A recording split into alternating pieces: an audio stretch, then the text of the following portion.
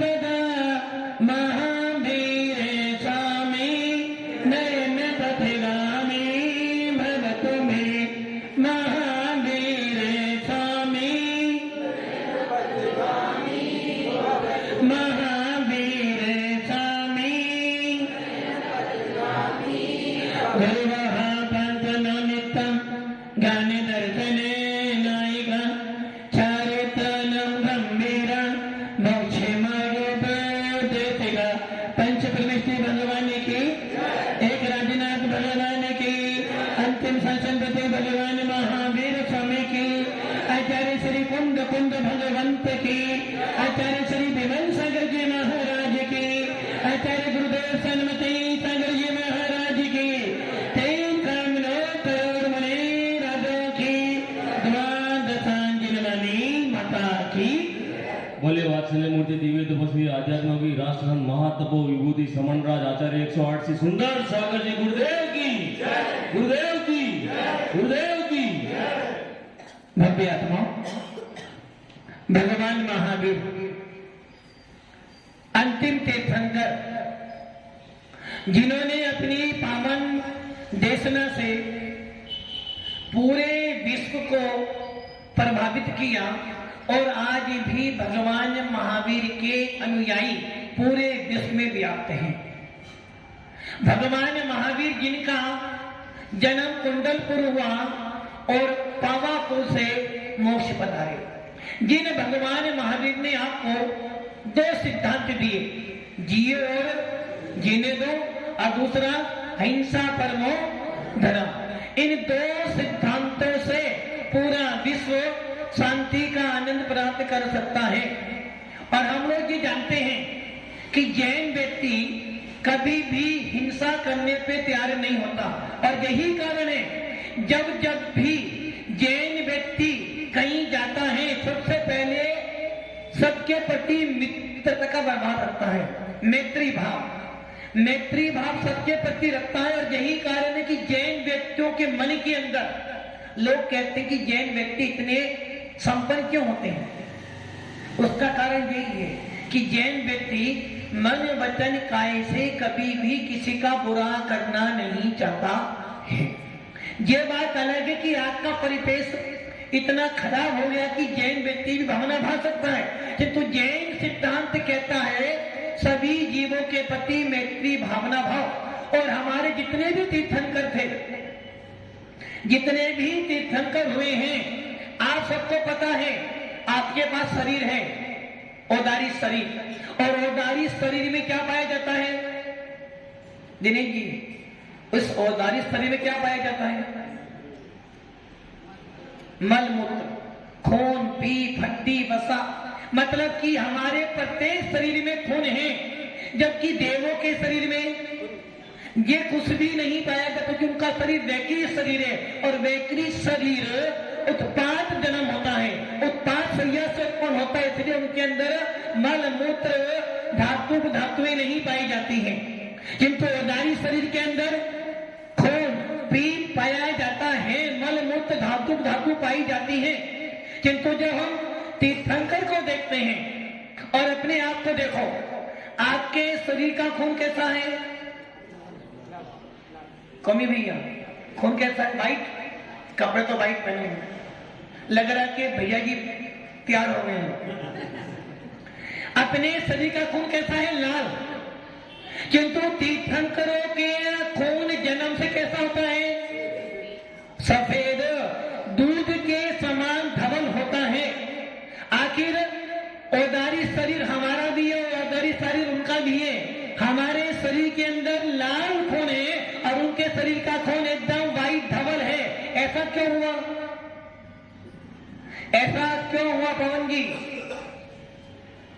और साइंस कहता है खून के अंदर दो प्रकार के कणिकाएं होती है, एक होती है व्हाइट और एक होती है लाल।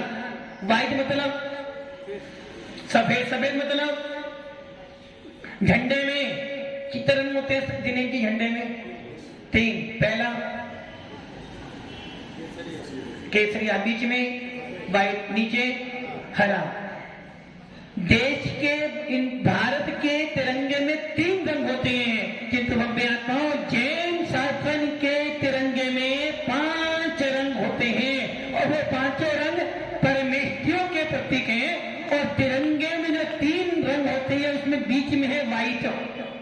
व्हाइट रंग क्या कह रहा है?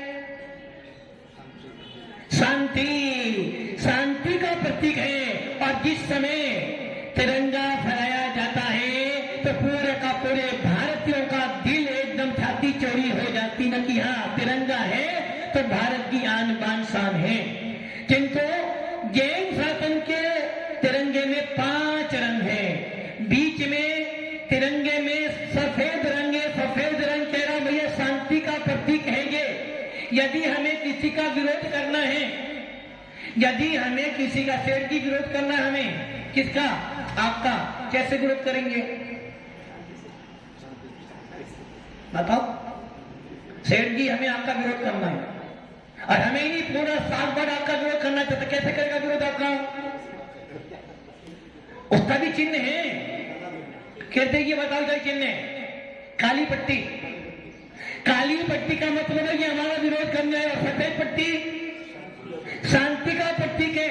जब बड़े बड़े युद्ध होते थे, यदि कोई राजा सफेद झंडा लेकर आता था तो सामने वाला राजा सोचता कि ये व्यक्ति अब क्षमा मांगने आया है, शांति के लिए आया है। और यदि लाल हो तो बता मिला कि लाल हो तो खतरा है। यदि ट्रेन के आगे लाल झंडा है तो खतरा ही खतरा है। उसी प्रकार जब आप अपने शरीर का टेस्ट कराते हो तो डॉक्टर कहता है कि खून में 2 प्रकार के जिम्स होते हैं, एक व्हाइट और एक लाल। व्हाइट मतलब शांति का प्रतीक, लाल मतलब क्रोध का, बेमनस्ता का। जिनके शरीर का खून अधिक लाल होता है समझना उसके अंदर कहीं ना कहीं बेमनस्ता, कसाई, राग, द्वेष भरा हुआ है। और जिनके खून में जितना ज्यादा व्हाइट बना होता है समझना वो उतना व्यक्ति शांत होता है, उतना ज्यादा शांति देने वाला होता है। और यही कारण है हमारे तीर्थंकरों का खून जन्म से ही धवल होता है। धवल उसका कारण क्या है? उसका कारण एक ही है। जब तीर्थंकर पूर्ण भव में होते हैं तो भावना क्या भाते हैं? मैत्री भाव जगत में मेरा सब जीवों पर नित्य रहे। भावना क्या भाई थी?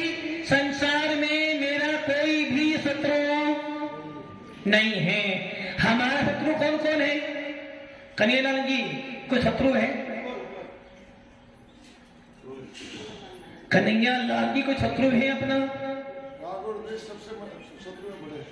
वो तो हमारे अपने ही है। बाहर वाला शत्रु कोई है क्या? वास्तव में देखा जाए हमारा मूल शत्रु यदि कोई है तो वो हमारे अंदर बैठा हुआ राग, द्वेष, क्रोध, मान, माया, लोभ है। भाई ये शत्रु तो हमारा बिगाड़ करने वाला नहीं है। और ये ध्यान रख लेना, सामने वाला हमारे बारे में बुरा सोच रहा है। कीर्ति जी कौन सोच रहा है? सामने वाला हमारे बारे में बुरा सोच रहा है। उसके बुरा सोचने से मेरा बुरा होने वाला, और मैं सामने वाले के बारे में अच्छा सोच रहा हूं तो किसका अच्छा होगा? आश्रम जी टस्टी मोदे क्यों अपना अच्छा हुआ? जब तुमने किसी के बारे में बुरा सोचा तो सामने वाले का बुरा हुआ क्या? यदि आपने मेरे बारे में अच्छा सोचा तो मेरा अच्छा होगा क्या? नहीं हो सकता। जब मेरा बुरा नहीं हो सकता तो अच्छा कैसे हो जाएगा? भावना भवनाशिनी, भावना भव फासनी। भावनाओं से संसार का विनाश भी होता है, भावनाओं से संसार का वर्धन भी होता है। जब मेरे बुरा सोचने से आपका बुरा हो जाएगा क्या? तो फिर मेरे अच्छा सोचने से आपका अच्छा कैसे हो जाएगा?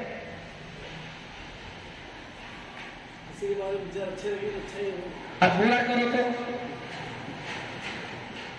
बुरा तो देखने में चला, बुरा न मिलिया कोई, जो दिल देखो आपनो मुझसे बुरा ना। महाराज जी जो बहुत बुरा है। अरे भैया जो व्यक्ति सामने वाले को बुरा कह रहा है इसका मतलब उसके अंदर में कहीं ना कहीं बुराइयां भरी हुई है, इसलिए वो सामने वाले को बुरा कह रहा है। महाभारत में एक उदाहरण आता है, अपनी जैन महाभारत। कभी पढ़ा? कभी भाई कभी पढ़ा? समय नहीं है हमारे यहाँ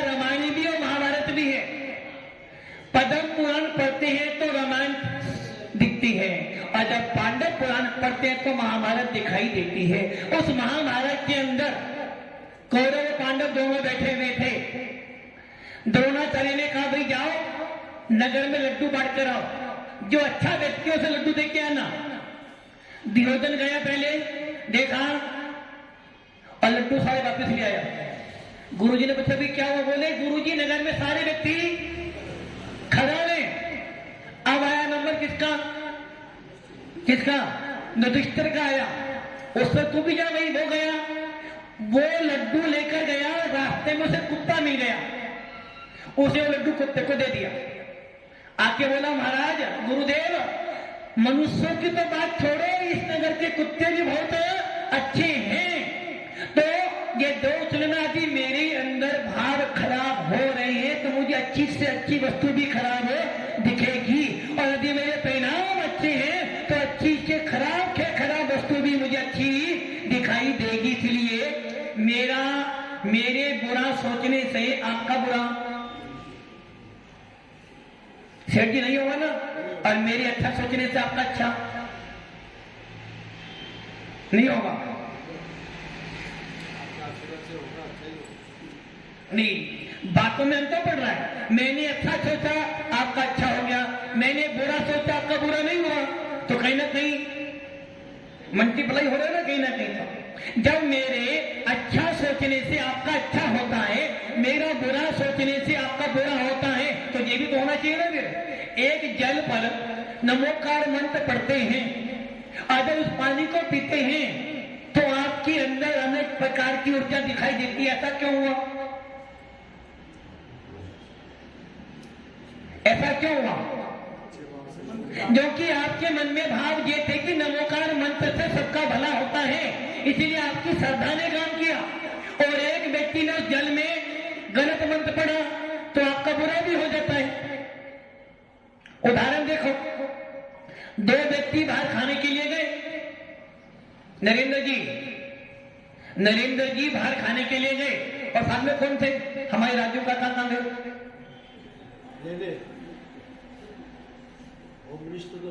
अच्छा, अब नरेंद्र भैया बाजार में गए और पंकज जी भी साथ में गए थे। अब रास्ते में इन्होंने कुछ खाया, खा के वापिस घर पर आ गए। जिस दुकान पर खाया था उस दुकान वाले को मालूम पड़ा कि इस वस्तु में ऊपर से एक छिपकली गिर गई थी। अब वो चिंता में था कि दोनों व्यक्ति मेरी दुकान से गए हैं, अब सवेरे क्या होगा पता नहीं। दोनों व्यक्ति वापिस गए। दुकानदार कह रहा भैया तुम जीवित हो भी तो क्या हुआ? तो अरे कल उस दूध में छिपकली। अब क्या हुआ? इतना ही सुना था, क्या हो गया? अब क्या होगा? मतलब क्या हुआ?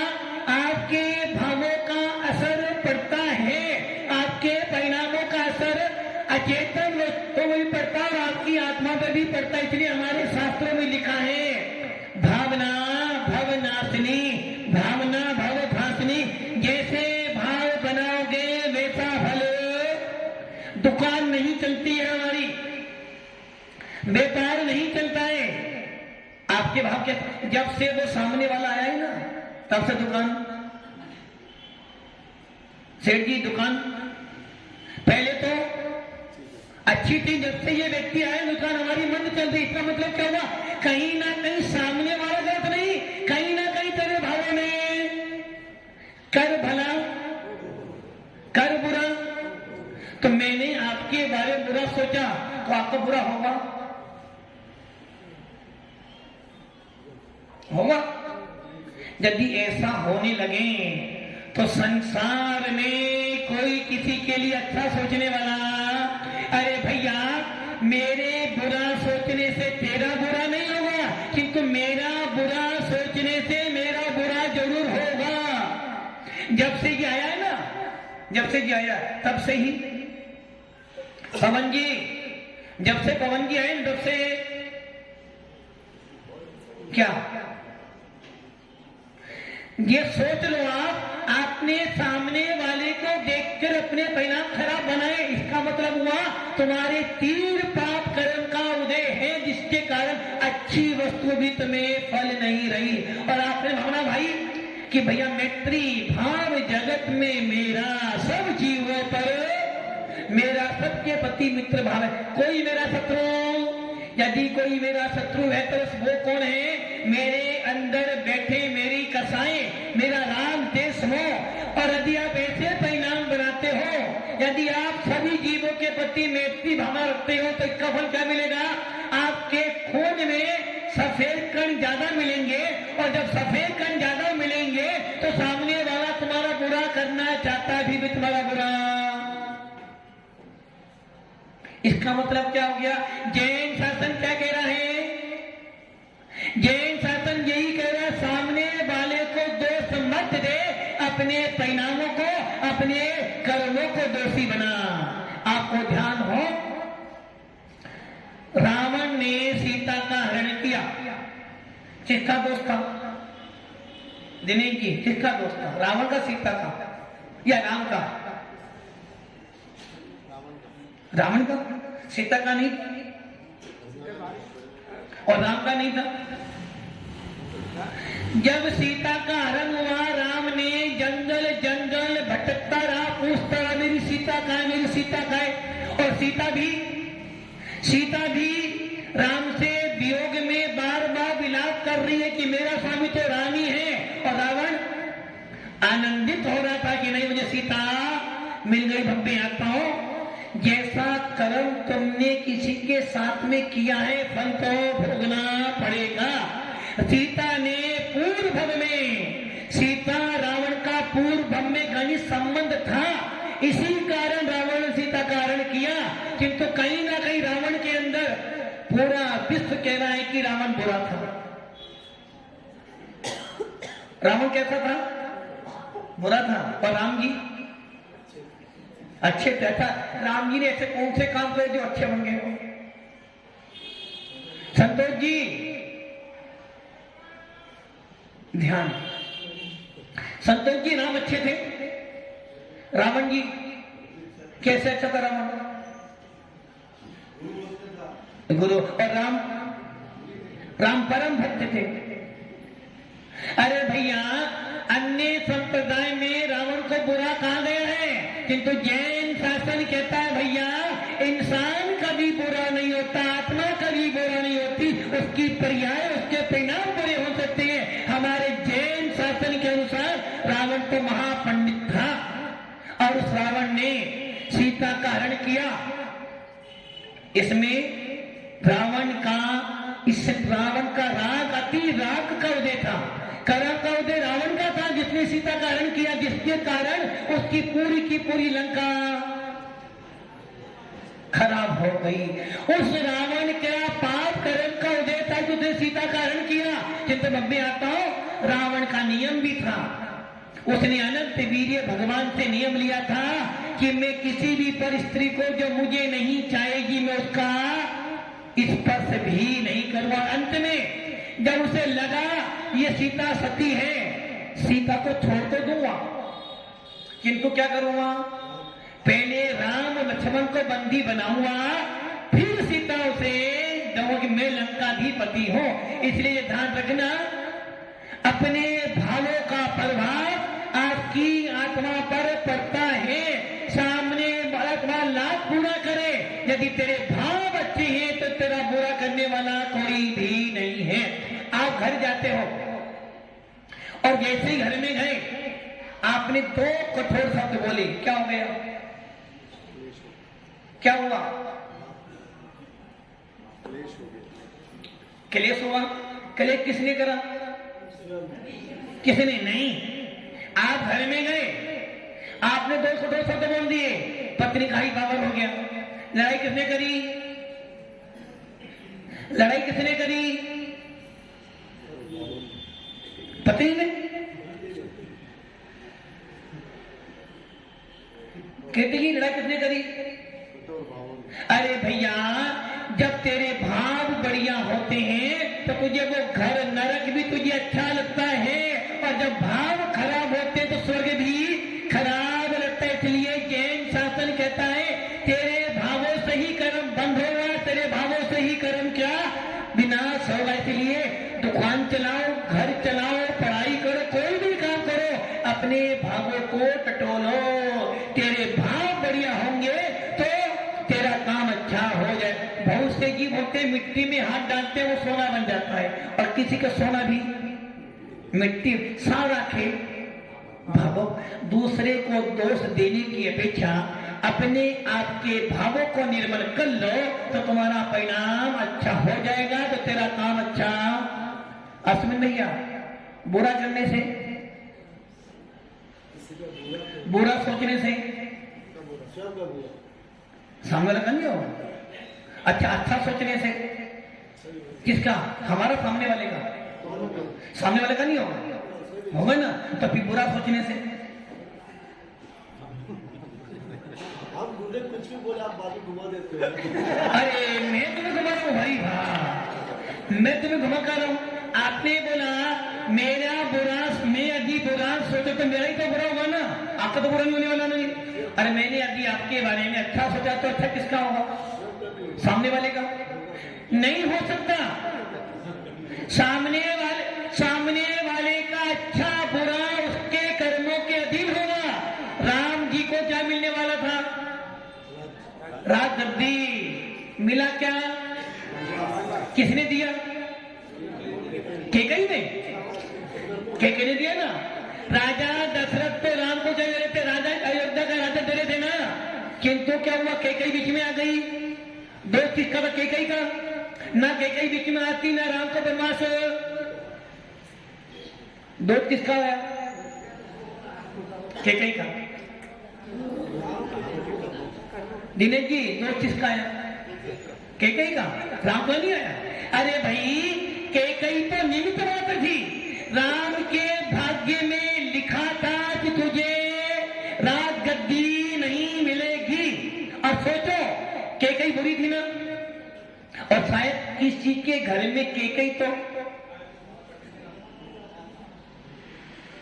केकई कोई है घर में किसी के, और कोई लाना भी नहीं चाहेगा। अरे भाई, केकई बुरी नहीं थी, आपकी दृष्टि गलत हो रही है। आपकी दृष्टि गलत हो रही है। यदि केकई नहीं होती तो राम इतने पूज्य नहीं बनते। केकई ने क्या करा? केकई ने जैन शासन के अनुसार, जब केकई जो थी बहुत निपुण थी, केकया जो थी बहुत निपुण थी किसमें? रथ चलाने में। राजा की पुत्री थी, और उसने एक बार राजा दशरथ को युद्ध करते करते उसकी साथी बनी, और भीड़ में से, महायुद्ध में से उसे सुरक्षित ले आई। तो राजा दशरथ बोला कि मांग, तुझे क्या मांगना है? केकई ने बोला, भैया अभी समय अच्छा नहीं है, अभी तो हमारा वचन उधार रख लो, समय पे मांगूंगी। और जब दशरथ को लगा कि मेरी उम्र अब हो गई, मुझे संन्यास धारण करना चाहिए, और उसने विचार करा कि मुनि बनने जा रहा हूं। भरत जी ने सुना, कमी भैया यदि पापा मुनि बने तो,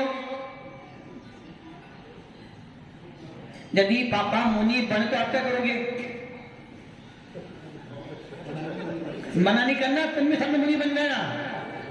दशरथ ने भरत से कहा, बेटा ये राज समान तो भरत कहता, पिताजी जी चंचल लक्ष्मी को छोड़कर आप जा रहे हो, मुझे राज्य नहीं चाहिए, मैं मुनि बनने जा रहा हूं। इधर केकया कहती, मेरा पति भी जा रहा है और मेरा बेटा भी।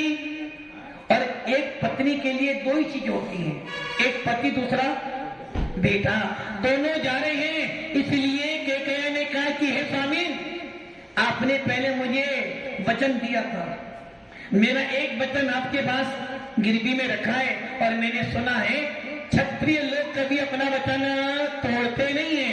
रघुवर रीत सदा चली आई, प्राण जाए पर। इसलिए हे भगवान, हे स्वामी, आज मैं आपसे वो वर मानती हूँ, और मेरी इच्छा है कि जो गद्दी, जो राज तिलक राम को होने वाला, वो लक्ष्मण को कर दो। किसको कर दो? भरत को कर दो। अब बताओ, केकई बुरी थी क्यों? गद्दी किसको मिल रही थी? मिली किसको? किसने दी? किसने दी? राजा दशरथ ने दी। किसके मुंह में आकर, किसके मुंह में आकर दी? केकैया कौन थी? केकैया कौन थी? दशरथ की पत्नी थी। राजा दशरथ ने भरत का राज्य तिलक रोक के, भरत को कौन दिया? राम को रोककर दशरथ ने भरत का राज तिलक रोका। और किसको दिया? भरत को। ऐसा क्यों किया? केकैया के कारण। केकैया कौन थी उनकी? तो क्या हुआ इसका अर्थ?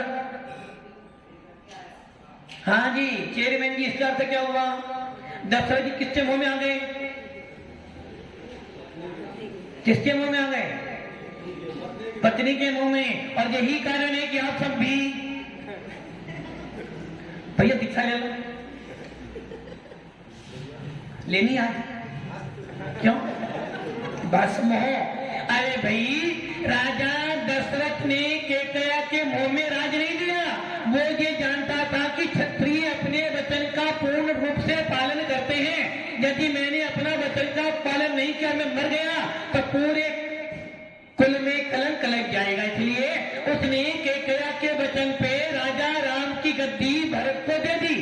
और जब भरत को गद्दी मिली, केकैया ने बुरा तो किया, किंतु भक्ति आत्माओं ये विचार करो, यदि राजा राम वनवास में नहीं जाते, वन में नहीं जाते, तो रावण से युद्ध, रावण से युद्ध। और यदि रावण से युद्ध नहीं होता तो राम की इतनी ख्याति पूजा लाभ नहीं मिलती। तो केकैया ने क्या किया? एक तीर से दो बार। पहले बार में भरत जी को मुनि बनने से रोक लिया, और दूसरे बार में ही उसी बार से बाण से क्या कर दिया?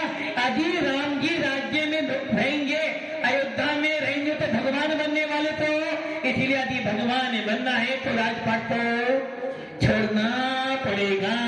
इसलिए भक्ति आत्माओं, कर भला होगा भला। किसी के भला करने से मेरा भला बुरा होने वाला नहीं, और मेरा बुरा करने से किसी का भला बुरा नहीं होने वाला। यदि मैंने किसी के बारे में अच्छा सोचा है तो उसका फल क्या मिलेगा? मेरे भाव अच्छे बनेंगे, और जब मेरे भाव अच्छे बनेंगे तो कोई मेरा बुरा करने वाला नहीं मिलेगा। और यदि मैंने किसी के बारे में बुरा विचार किया है तो कोई मेरा बुरा करे ना करे, मेरा अपने आप बुरा, तो क्या करना? क्या करना? भाव अच्छे। कहां पर? महाराज जी के पास। घर पे जाने के बाद यदि घर में जरा सा खाने में नमक ज्यादा हो जाए, वो तो ही बोल रहे, पता है घर में भव्य आत्माओं। इसलिए जैन शासन कहता है तीर्थंकरा खून सभी क्यों में दूसरे पूर्व भग में सभी जीवों के प्रति मैत्री भावना भाई थी। इसका मतलब क्या हो गया? तीर्थंकर का उपदेश ये हो गया कि तुम सभी जीवों के प्रति अच्छी भावना रखते हो, सभी जीवों के प्रति मैत्री भावना रखते हो, तो तेरे खून भी सफेद हो जाएगा। और जिनका खून सफेद होता है वो ही शांति का आनंद प्राप्त कर सकता है। इसका हो गया जैन शासन सूत्र दे रहा है, यदि पूरा विश्व शांति की प्राप्ति करना चाहता है, यदि घर में बहू और सास शांति से रहना चाहती हैं, या भाई भाई शांति से रहना चाहते हैं, तो क्या करना? सबके बारे में अच्छा सोचना शुरू कर दो। तुम्हारे अच्छे सोचने से सामने वाले का अच्छा होना होगा, वो जाने कि तेरा अच्छा तो कर भला होगा भला। इसलिए भव्य आत्माओं, भगवान महावीर ने सबके बारे में अच्छा सोचा। जैन मुनि सबके बारे में अच्छा सोचते हैं, और जैन व्यक्ति कभी किसी के बारे में बुरा, और जो बुरा सोचते हैं समझना वो कभी जैन लिखने का अधिकार ही नहीं होता है।